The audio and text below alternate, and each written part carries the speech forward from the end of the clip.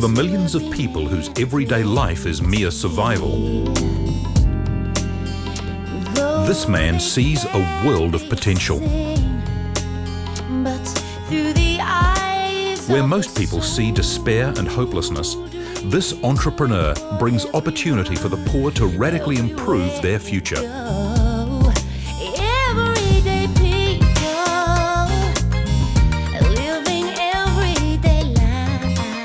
This is the story of a rather remarkable man, David Bussau. When he was just a little boy, he was left by his family at a boys' home, and he spent his youth growing up in tough institutions around New Zealand. But David Bussau didn't turn out bad. In fact, the years in the boys' homes produced heaps of resolve. And by 15, he was a fledgling businessman, running a hot dog stand outside a football ground. While still in his teens, he bought into fish and chip shops, a bakery, and after moving to Australia with Carol and their daughters, the once abandoned kid found he had an instinctive brilliance for business. The fact that I'm prepared to throw everything in and lose everything has enabled me to grow a number of enterprises. So my philosophy is that you risk big and you win big. He risked enough to become extremely successful in the Australian construction industry in the early 1970s.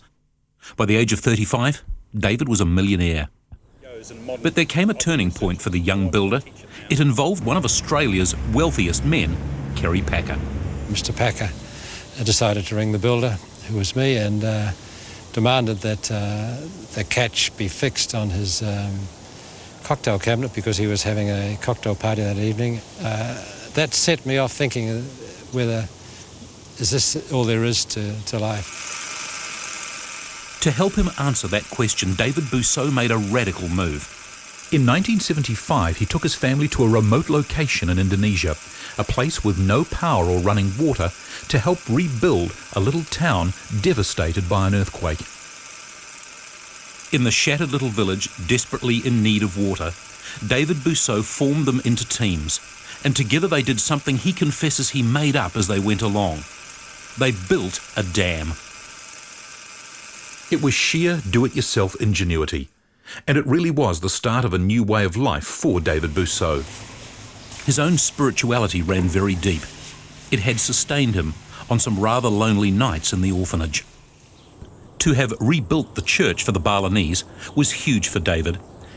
Well, after building these people a new church to replace the one shattered by the earthquake and constructing a dam for their water supply above the town, David Bussau turned his attention to how to really help these people long term. It occurred to him that, sure, local people could start a small business, but the rate of interest from a local moneylender ran as high as 600% a year. He thought to himself, what about if I loaned them a bit of money at the kind of interest rate we pay in the West? And they could start a business that would bring them dignity and some long-term prosperity. The idea proved to be absolutely brilliant. Some of the locals in the little village borrowed amounts as small as $100 from David, and it transformed people who were basically peasant farmers into relatively prosperous businessmen and women. 20-an, yeah? Yeah, it appears there are around about 20 people that he employs at the moment. A guy who used to be a duck farmer of all things borrowed enough to start a small transport business, and John now owns a large fleet. This fellow gave me the loan for the first time. Yeah? How much did he loan you first time? Just enough to buy half of the price of that one. Yeah. The loan idea took off around the world, but none of the proceeds went to David Bussau. An organisation called Opportunity International was set up to handle the explosive growth in loans to the poor. The driving force for David Bussau, simply to help poor but entrepreneurial people get a start. I've been blessed, and that I have a responsibility to give that blessing back to others, and just realising that I have skills to be an entrepreneur, and that those skills need to be directed to benefit others rather than continuing to just benefit myself and my family. Terus kerja. As he wanders into a client's beachfront carpentry shop in East Timor, Bussau is thrilled to realise that the dream he calls micro-enterprise means when this guy repays his low-interest loan, it goes back into the local trust bank, as they call it, so someone else can benefit. There's something else about David they warm to. He carries the scars these third world carpenters can easily relate to. Fingers lost on the job.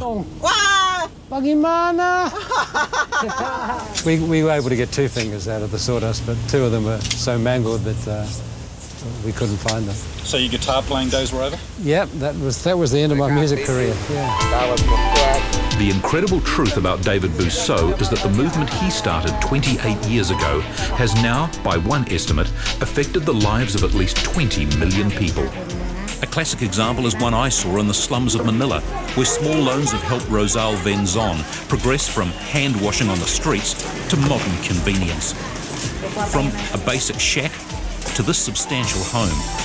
And from hawking fruit through the neighbourhood for a couple of meagre dollars to a food business of real substance. I am very proud of myself. You're very proud of yourself because you make the best fried banana on the street? Yes. The kind of small loan model dreamed up by David Bussau is now practiced all round the world.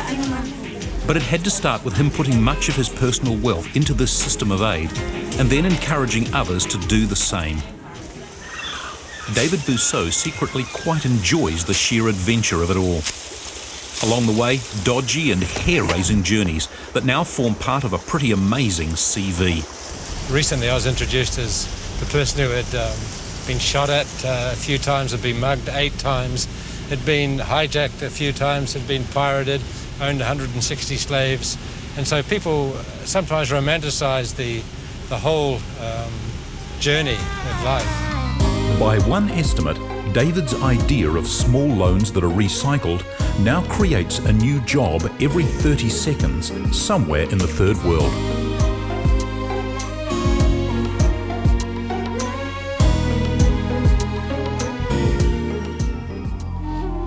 There's always a new challenge for David Bussau. Banda Aceh, after the tsunami. Wow, this is incredible. Look at that. Yeah, I've been involved in floods and cyclones and earthquakes and volcano eruptions and tornadoes, but this tsunami here is the worst that I've ever seen. Just the scope of it, the enormity of it.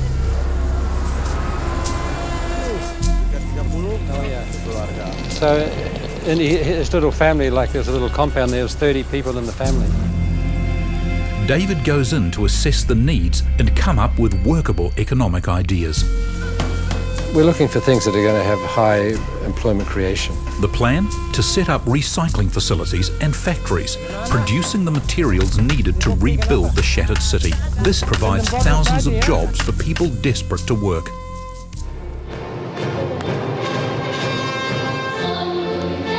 In true entrepreneurial style, David Bussau never stops taking on new challenges and building partnerships. Again, David has managed to pull together international business expertise and funding to create a joint venture with the North Korean government.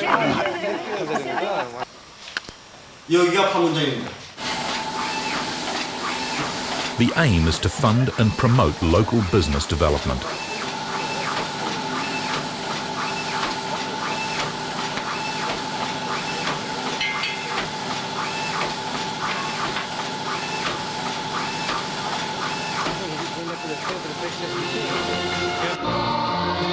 It's another of David's creative ways of applying commercial principles to solve social problems.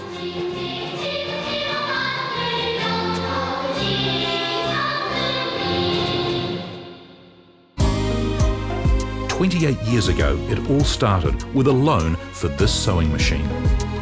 For David Bussau, it's not a formula, it's not charity, and it's not just David himself. It's the entrepreneurship of many who care. It's the immense satisfaction of creating commercial solutions to solve social problems." I'm certain that if more people were just prepared to take a risk and release the gifts and the talents that they've got, that we could collectively change the world in a massive way.